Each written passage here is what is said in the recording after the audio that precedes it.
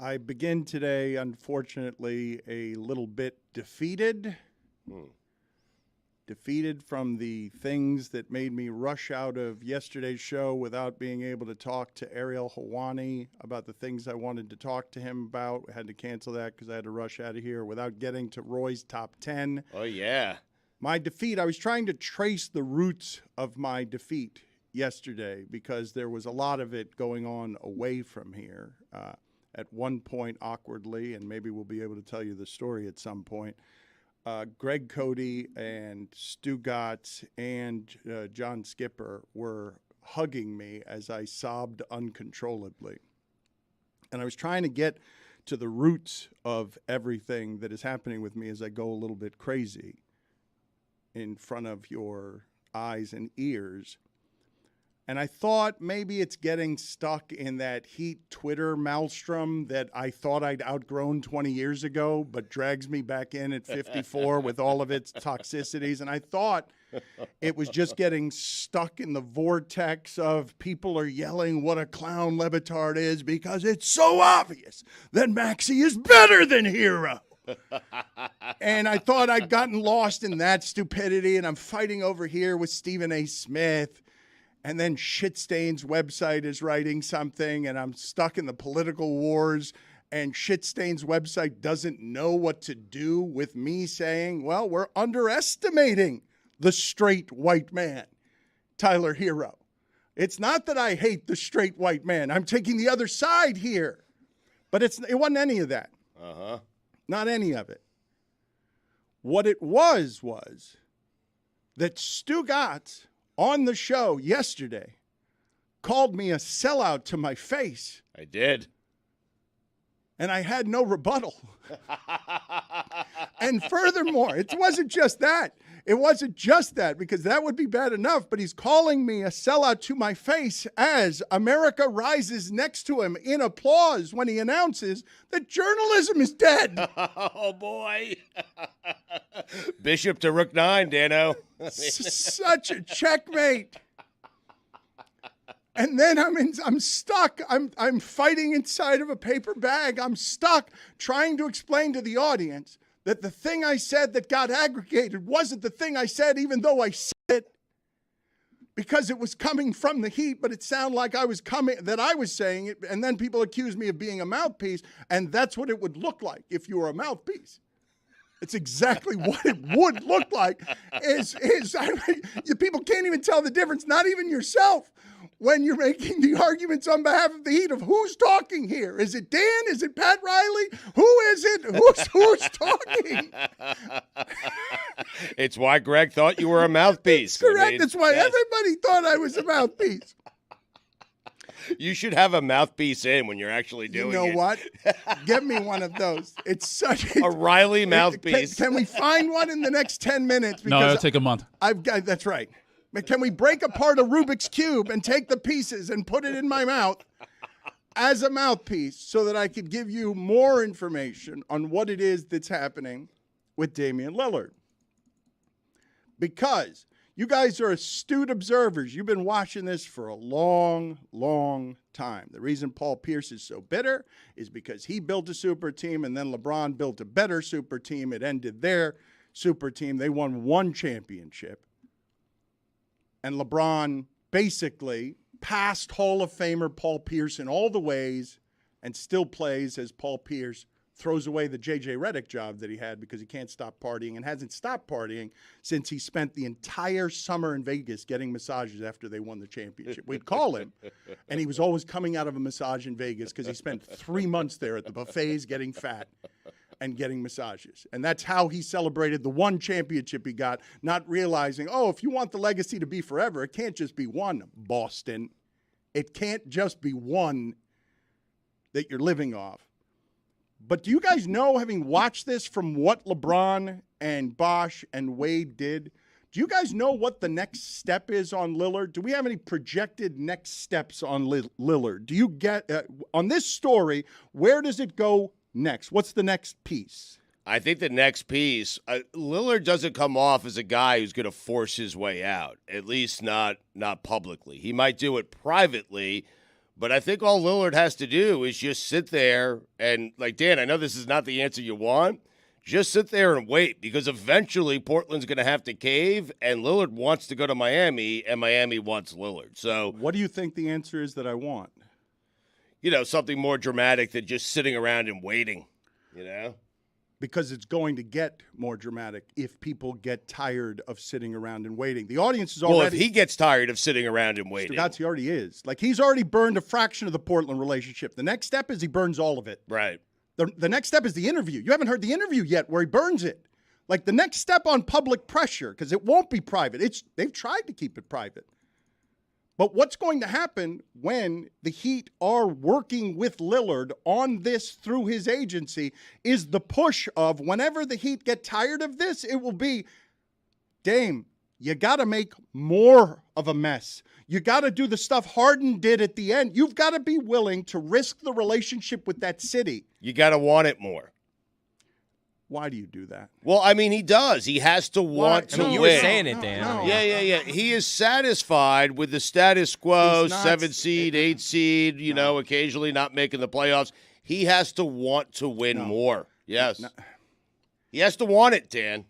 He has to make a mess, a complete mess of things. Hold out. Okay, so you've gone in the last 60 seconds from he's got to wait it out. You talked me right into it. I mean, I talked you right into the cliche of he's got to want it more. That is your – put it on the poll, please, Juju. Is Damian Lillard's problem that he's got to want it more? I'm not telling you how to think. I'm just telling you to think. Here was the problem with Bradley Beal. You're telling us not to think at all. You've been telling us for 18 years. Yes. Don't do any thinking. It's better if you don't do anything. Well, it is. I stand by that. But Bradley Beal is a guy we criticize because he never – I am proud of Bradley Beal.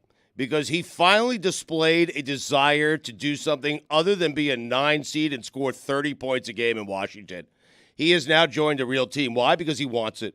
And Lillard needs to want it the way Bradley Beal now wants it. That's all I'm saying. That might be the most insincere I'm proud of that person of all time. I am proud of Beal. It's just he decided he want to win and compete. I mean, congratulations. You're proud of him. Yeah, I am. I care about Bradley Beal. Going to join KD and Devin Booker in a super team that you will not give a ring to if they win a ring. No, Beal gets one. Yeah, Beal gets one. His words mean nothing. The starting point, Chris, you're shocked by that and you react with horror. This is what you need to understand. Not Beal's fault. Because Stugotz is now saying, for what I believe is the record 1,000th time, do we owe Derek Jeter an apology for all the things Stugotz has said about Derek Jeter when he wasn't apologizing? Jeez. Stugotz's words mean nothing from sentence to sentence, segment to segment, day to day. There is no need for anything in the realm of consistency. And the take of Lillard needs to want it more is fundamentally useless. Thank you. He has said, look, you risk the relationship. What you underestimate, Stugotz. Yes. And what shouldn't and can't be underestimated, because Aaron Rodgers didn't want it to end that way in Green Bay. Right. You have to be willing to risk the relationship with not only the people who love you most, but then learn that they're the ones who also love you most conditionally. That they don't actually love you. They love what it is that you do for them. And once you leave, they will all turn on you because the love's not real, because what's real is the business. And Lillard doesn't want to be there anymore. And it's hard to get these exits right when what you get rewarded for is you got to get out of there wrong because the team doesn't want to let you go because they want to get maximum value. And if you actually want to exert the pressure on behalf of yourself while remaining a team player who Portland loves, good luck with that, because Miami doesn't have what Portland wants, but it's the best Portland's going to get. And what's going to happen is Portland's going to get leveraged by their superstar and the Heat, because now the infection of Riley is in there. Because now Riley and the Heat are talking all the time about what you have to do to make this happen, because now the partnership is no longer with Lillard and Portland. The partnership now is already Lillard and Miami. And what needs to happen so that Portland gets bleeped here? And the next step on this is, if it doesn't happen Dame's way, because Portland can't make a mess, all they can do is leak to Woj. That's the most pressure they can apply because they've lost Lillard. Once Lillard has thought this privately, he's tried to do this privately. God damn, Stugotz, he's tried. The sitting and waiting, he's tried to do it privately. Doesn't work because Portland wants what Portland wants, and it's not the same as what their superstar wants. But, Dan, don't you think he's done enough in that city where he can make a mess and not get criticized? No, that city. Dan, he's been there for 10 years. The city is the full best of you. teammate they gave him is C.J. McCollum. That's a very peaceful and understanding city, Portland. Stugotz, it is. No, I've traveled the entire country, I am telling you. You're a granola In the last expert. 3 weeks. Thank Yes. you. Yes, last 3 weeks. He's done enough. I mean, you have this remarkable generational player who's on your team for 10 years. And the best shot you gave him was C.J. McCollum, the best teammate, and he got him to a Western Conference Finals. Don't you think most fans could sit there and say, hey, you know what? Damian's been here for 10 years. He's been a pillar in the community. He's done a lot of great work on the court, off the court. He wants out. We understand. Is there not a fan base that would understand that? How'd Cleveland react to 11 years of LeBron in Cleveland? Different place, Cleveland, Ohio. Best teammates, Mo Williams. How'd Cleveland? Are you crazy? They were upset. Have you not been watching sports? What are you doing? I'm just saying, I feel like if there's a guy in a particular market that can make a stink of it and get out and still have fans after he leaves, it would be Damian Lillard in Portland. That's all I'm saying. I'm asking a question. There is no. Are you saying or are you asking? I was asking you, don't you think? I said, Dan, don't you think? That's usually a question. There's no such athlete ever that can overcome how entitled fans are about they get their feel good. And if you take it away from them, bleep off. Like maybe Ray Bork, but he didn't do it at the end complaining. Bork. Yeah. He didn't. Like, you can leave. Borky. Yeah. You can leave, but it better be quietly and with grace and dignity, not ripping the organization. Then he won the Cup with Colorado. They had a parade in Boston. I mean, oh my God. You said Damian's been a pillar. Who would want to be a pillar? Pillars seem boring. What? Huh? What's a pillar? Oh, God. You said he's been a pillar. Yes. It's a column. Pill that. Good work as our leader.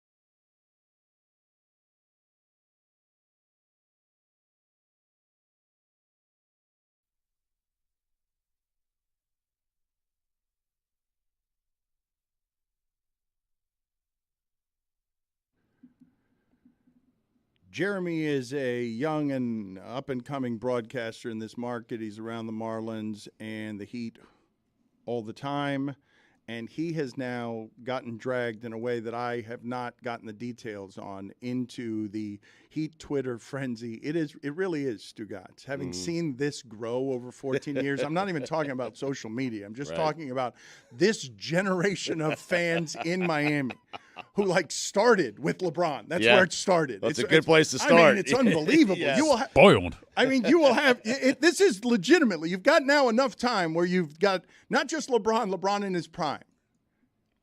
And what LeBron in his prime is coming to do with you as a market as you grow up as a sports fan is starting at the point of 2010. Let's say you're 10 years old. From 10 to 24, the way you started at 10, Wiz, I'm fighting everyone in America over sports. That's the starting point, and it's lunacy. It's awesome. It's my dad or my mom are listening in the car, and every day we can't believe the Heat are 9-8, and LeBron just bumped Spo. This guy started with LeBron. I started with Ronnie Cycling. That's correct. I just made a Ray Bork reference. In an effort Tickled Roy to get younger and smarter. You're so right. Like Heat fans who started rooting for the team in 2010, they missed everything. Okay. They missed Mashburn pass the ball to Weatherspoon. I wish I missed that. What? What? We have to go back for a second, not into the ancient past, but just to examine what this particular cauldron is that Jeremy has entered. It got me the other day. I fell asleep on it. It's unpleasant, and it's wonderful.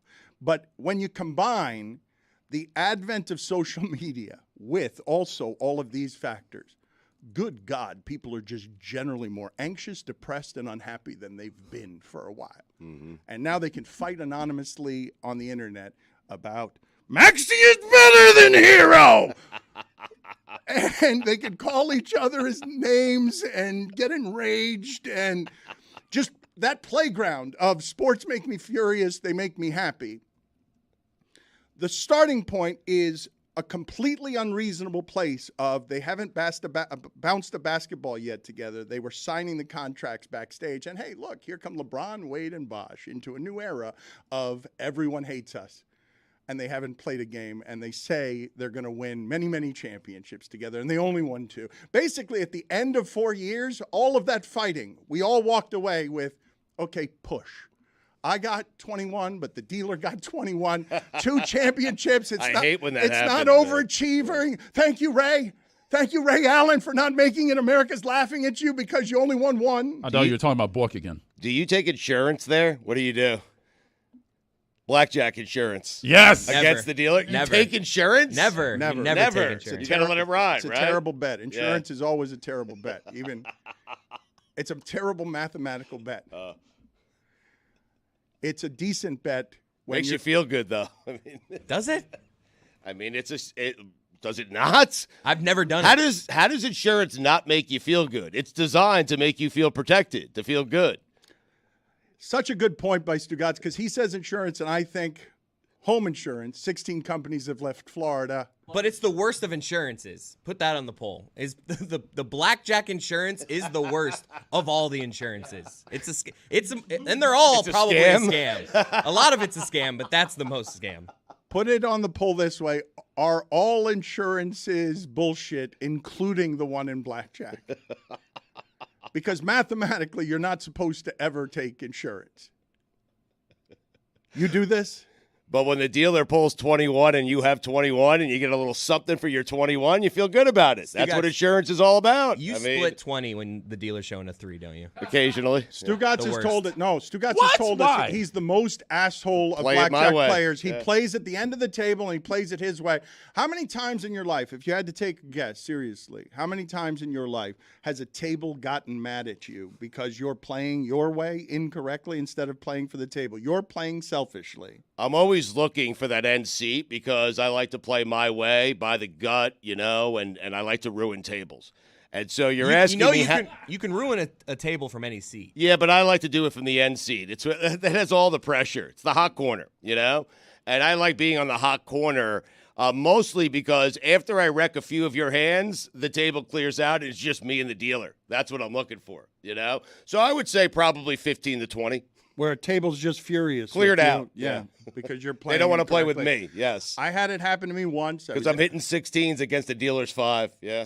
I'll tell you the story of when I had it happen to me. I was out of the country one of the first times ever. I'm playing blackjack for one of the first times ever. I feel free as an 18-year-old.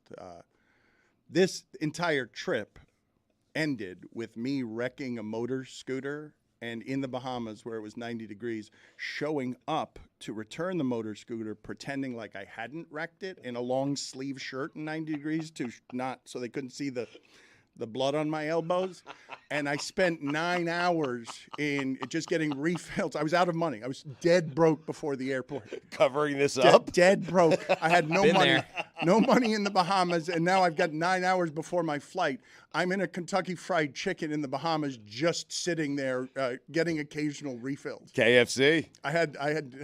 Thank you. I appreciate all the help. You are always helpful there. The end of Stugotz's career, as it keeps shrinking, is just him going to be blurting at the end of his career before we put the tombstone on it. You need to want it more. Some sort of cliche. Jeets. Or nickname. The Stugotz spin away is one of my favorite things. He drops a line, and then it's just... Can't look at him. Yeah. Listen, I wanted to take it easy on you today, okay? Because yesterday I killed journalism, and you left. I mean... It was a rough day for you. It really was. Thank you, Stugotz. Bad, man. Thank you for being gentle. I appreciate it. I'm also bothered today, I should add, by the fact that people keep getting pulled in and out of this room, and the local hour would be served by one of the nation's top insiders being here. Amin El-Hassan is in town, and he's in another room right now doing Oddball, a new daily show he does with Charlotte Wilder. An outsider, one might say. And it's a bummer that he is not here right now to talk Lillard with us, because he's got complaints about what he just came in on the way to tape his show, and he was muttering, "I'm tired of getting dragged into your bullshit." And then I want to ask him about it, and I can't. So in the interim, what we're going to do is just simply play again and again the way Stephen A. Smith respects him as an internationally known basketball insider. Oh, my Lord. I'm looking El-Amin Hassan. Hassan, rather. I'm sorry. Sorry to mess up your name, El-Amin. You know that. Got love and respect for you. El-Amin. El-Amin. El-Amin Hassan. I got mad love and respect for you, though. El-Amin Hassan. It sounds like he's doing a show. El-Amin. I'm looking El-Amin Hassan. I'm looking Hassan, rather. I'm sorry. Sorry to mess up your name, El-Amin. You know that. Got love and respect for you. While messing up your name? Did he get it right at any point? No. I'm looking El-Amin Hassan. Hassan, rather. I'm sorry. Sorry to mess up your name, El-Amin. You know that. Got love and respect for you. He thinks his name's El-Amin. It's so cheap. El-Amin. Khalid El-Amin. You didn't even get the Hassan part right. I'm looking El-Amin Hassan. Hassan, rather. I'm sorry. Sorry to mess up your name, El-Amin. You know that. Got love and respect for you. Do you have a way before the end of this segment or this show today to combine Stephen A. Smith's introduction to El-Amin Hassan with David Wells trying to get up from a couch in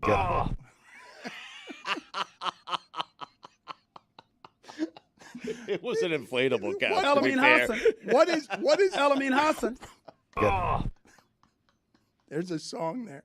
What is funnier about the David Wells sound? Is it the sound itself of somebody older and heavy getting off of an inflatable couch? Or is it the fact that it's David Wells? I have a third nomination. You've got a third one? I have a Really? third nomination. Please Exciting. don't. Yeah. Excellent. Here's I Jeremy would appreciate Taché it. after hitting a bad golf shot. Oh, gosh. Oh, gosh. So white. Oh, God. Forgot he was mic'd up. Oh, gosh.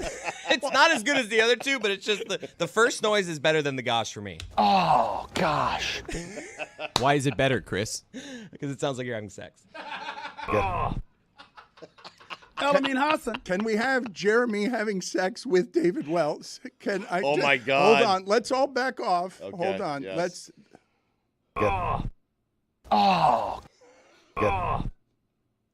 El-Amin Hassan. No, why is he here? No. Why is he here? Not done. Gosh. Oh, oh, oh, oh, gosh. El-Amin Hassan. Hassan, rather. I'm sorry. Sorry. Why is he here? Oh, gosh. Oh, gosh.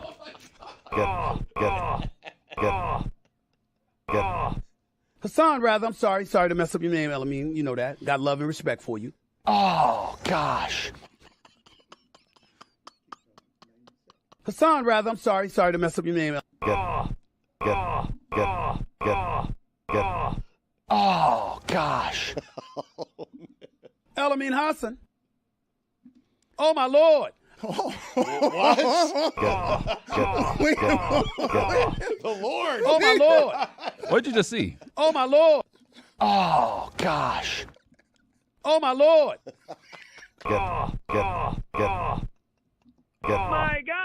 Oh, my Lord. Doggy. My God. Oh, gosh. Doggy what? Oh, fuck me. Oh, gosh. My God. Oh, my Lord. My God. Oh, gosh. My God. Oh, My God.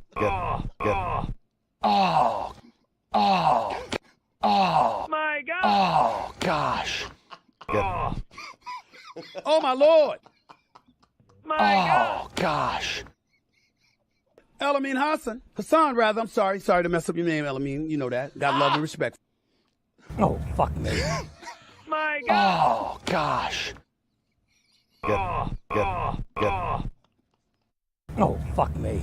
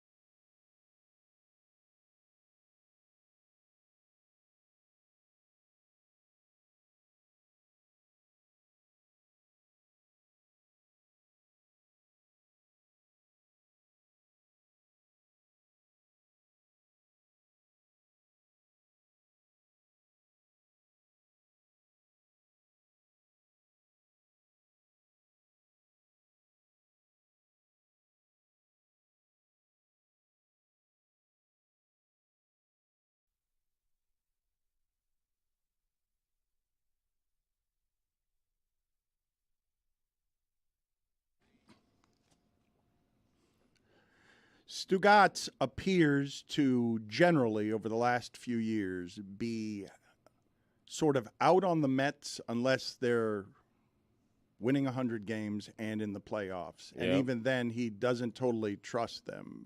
The Mets have sort of broken what has been a baseball fan. I think that I have this right when I say that Stugotz, like me, began as more of a baseball fan than anything fan.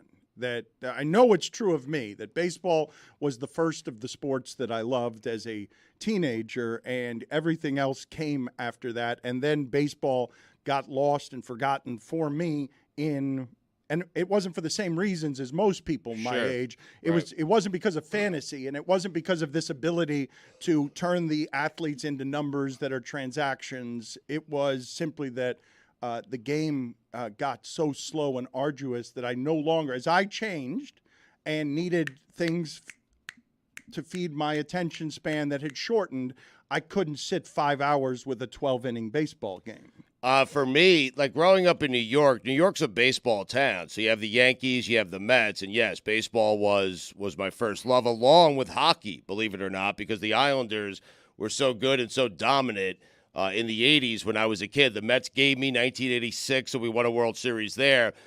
But the game became, as I got older, Dan, and got further away from New York, moving down here, I paid less and less attention to the Mets, and in general paid less and less attention to baseball because baseball suddenly became boring. I remember taking my kids to a baseball game at Citi Field, and the most exciting thing that was happening was not the game on the field. It was anything surrounding the field, and I kind of soured on it a little bit because of the slowness of the sport, and really combined that with the fact that the NFL became so great and so popular.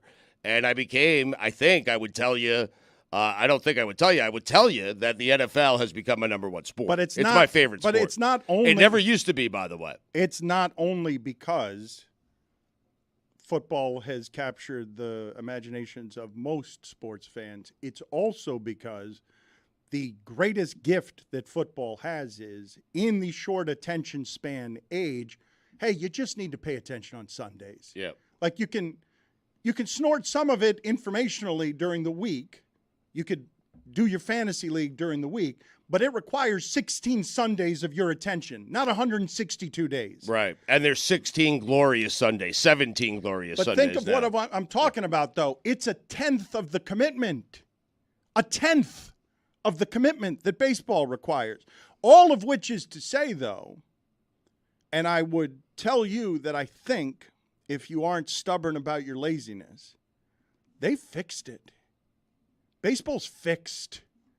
I'm not saying a little bit fixed. I'm saying if you loved baseball back then and you watch it now and appreciate the skill level of what you're watching, what I'm watching with the Marlins, Stugotz, makes me wonder what has to happen in this town to really capture imaginations if having a guy lead your team who's different from everyone else in the sport because he can hit close to 400. He's got 6 4-hit games this season. That's more than any Marlin has ever had, and we're less than 100 games into the season. Luis Arraez, I'm wondering, what I'm asking the audience here, beyond winning, what do I have to do? Who do I have to put in a uniform? What performance do I have to give you? What kind of baseball performance do I have to give you to get past all the shit that there's been in this market? David Sampson,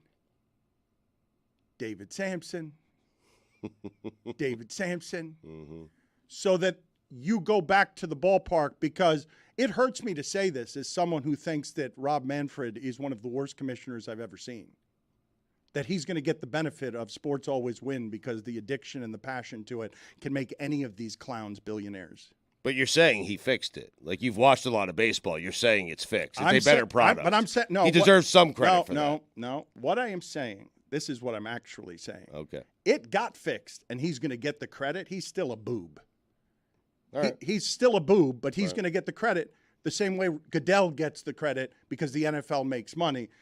They changed a few rules, and we're probably 20 years late in changing them. Right. Under his leadership, think about what passes for leadership at those positions where you get to that kind of money and power. You can be a fool for 12 years, but you'll get it right eventually. If we just keep you in the job, sports will win. Sports will make money, and you will be a commissioner who has success because it's almost impossible to screw up. He's one of the worst commissioners of all time, and he'll have one of the best legacies of any baseball commissioner because, to me, baseball's the best that it's been in 20 years. Like, since watching that 03 Marlins team and that era, the Red Sox thereafter that, baseball hasn't been this entertaining as a product. There's been individual players, but you could turn on any game and enjoy it in a way that even I, as a really passionate baseball fan, wasn't doing over the last 5 to 10 years. But, Dan, you're asking what do Marlin fans have to do or see to get excited about this team? Because they've lost 5 straight here. They're still playing well above expectations. No, but I'm just – what I'm asking you, right, because this market is scarred. We have had – the worst thing that can happen to any kind of sports fan base is not you go from loving your team to hating it. You go from loving your team to hating it to not caring about it at all. To Manfred can't get rich because you don't care. Your passion is dead. They have killed it, and rare is the market that has suffered the betrayals this one has, where you win the title and you lose all your players. You win the title and you lose all your players. But you've won 2 titles. Yeah, but it hasn't. It doesn't help you very much. The last You're right. 20 seasons since they won a title, they continue to give away all of that.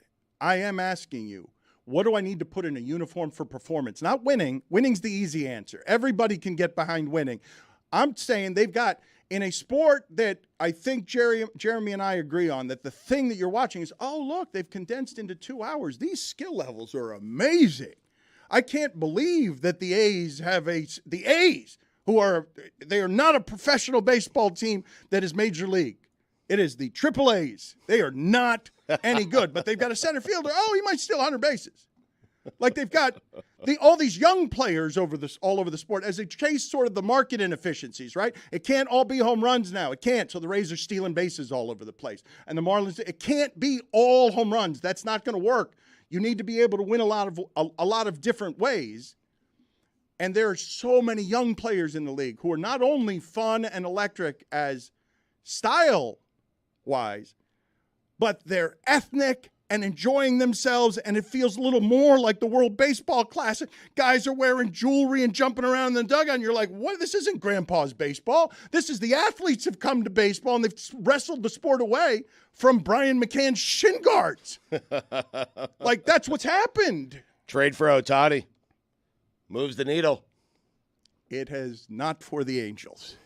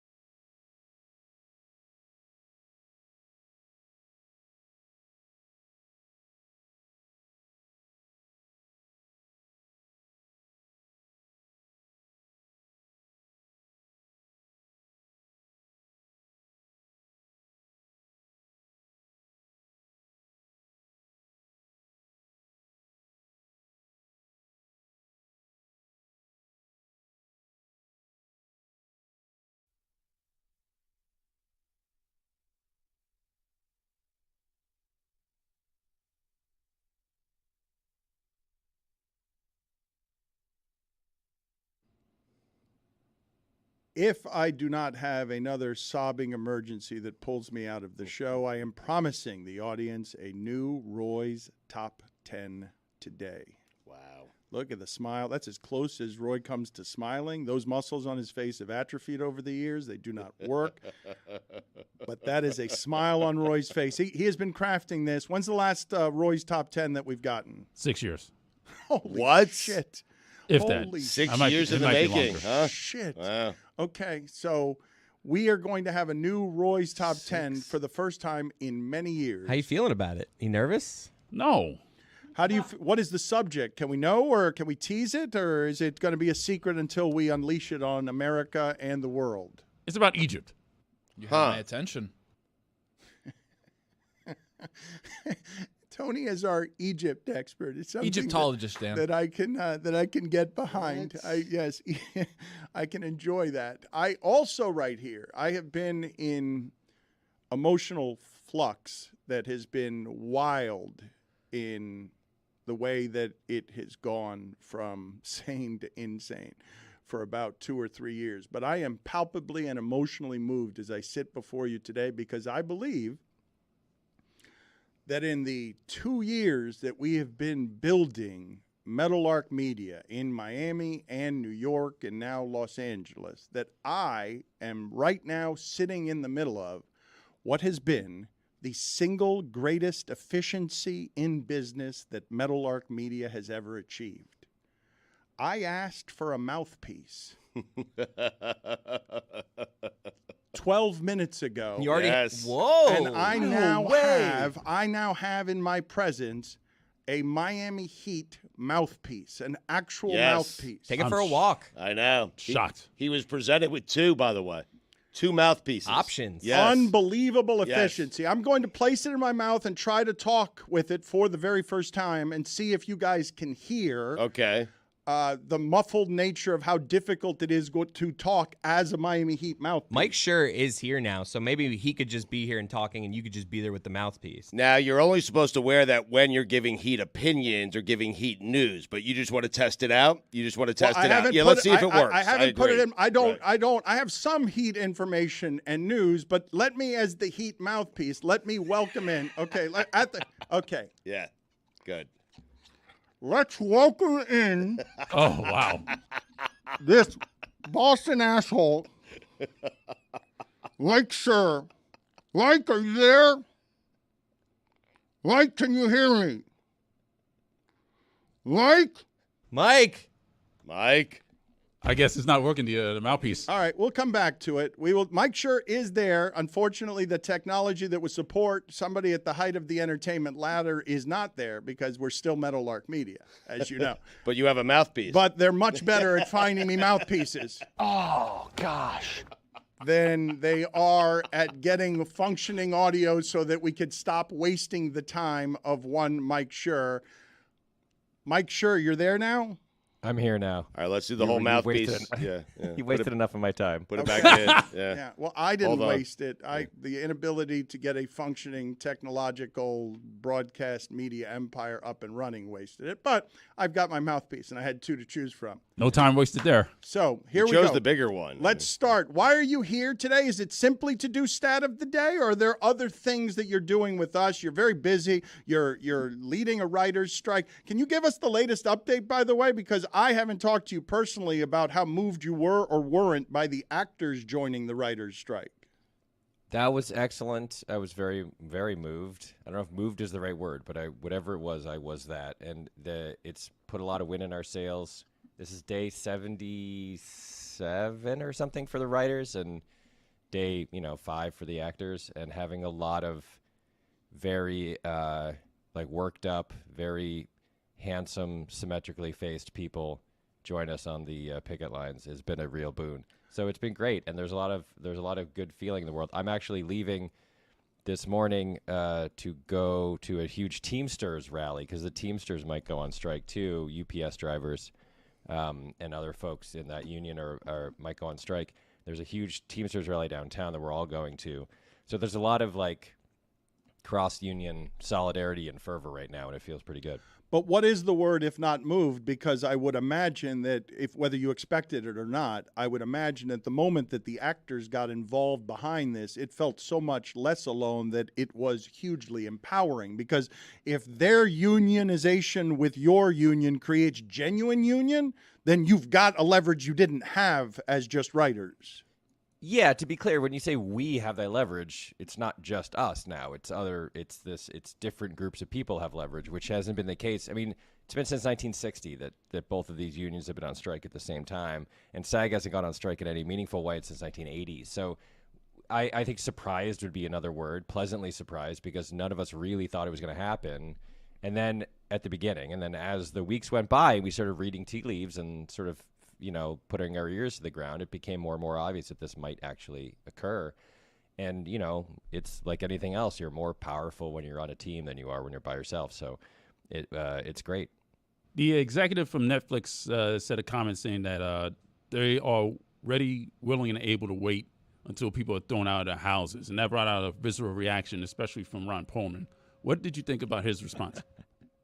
Yeah, I was pretty intense. My first thought was, don't ever piss off Ron Perlman.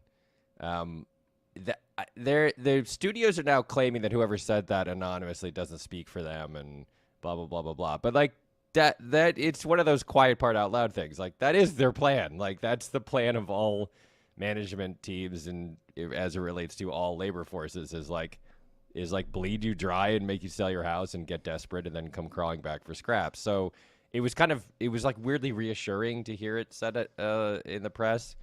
They're gonna, they want us to all die penniless in a ditch, because that's the general attitude that we've been confronting for a long time now. So that part didn't surprise me. Ron Perlman's response surprised me.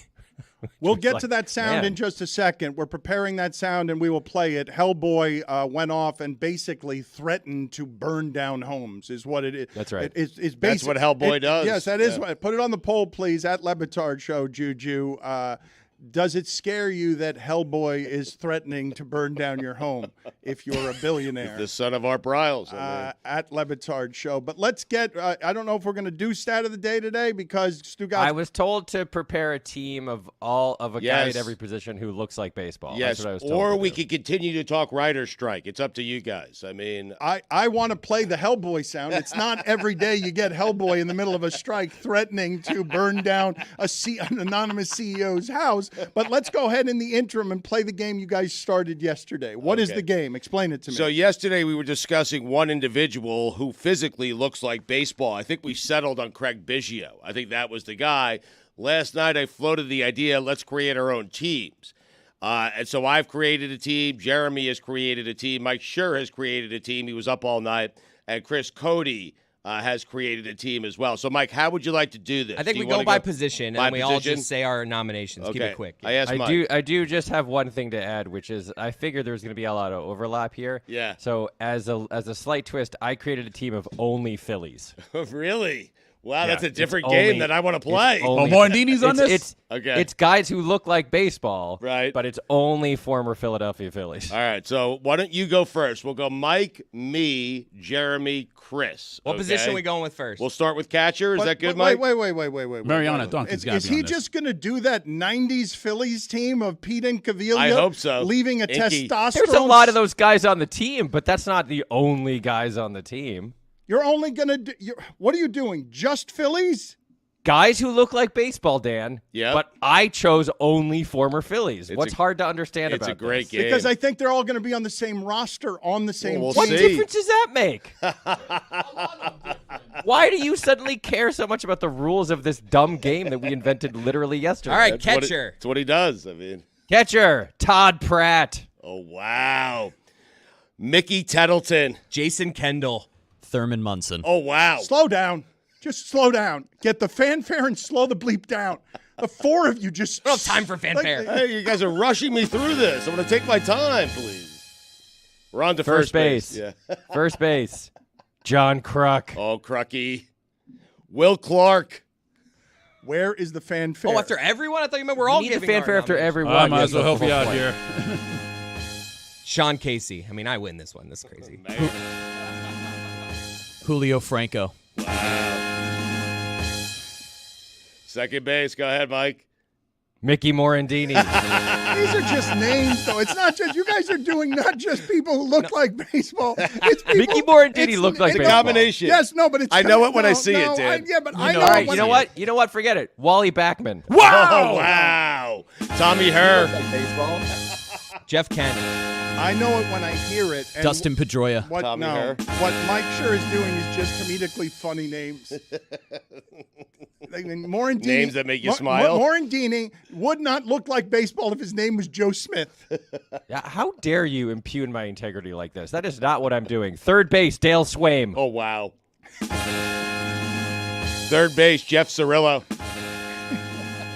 Mark Reynolds. Wow. Reynolds. Jorge Cantu. Oh,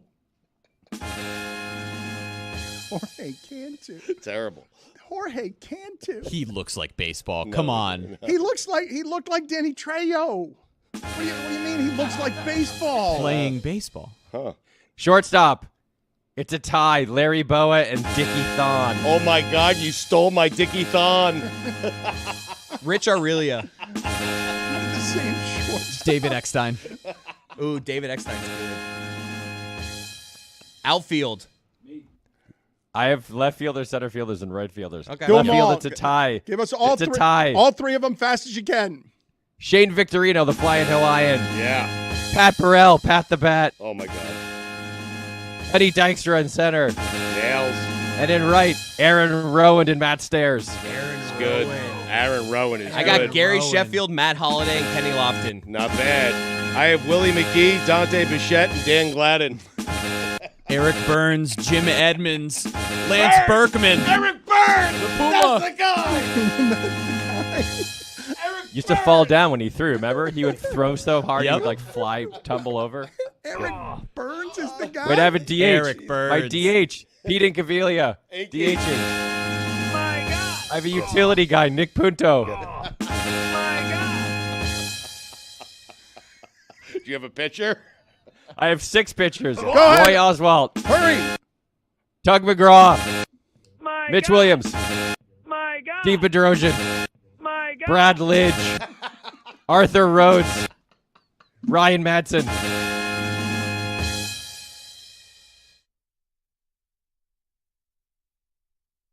Well played, sir. I can't believe you didn't name Joe Blanton. Oh, Eric Burns is Oh, so good. Joe Blanton. Damn it. Oh, Joe.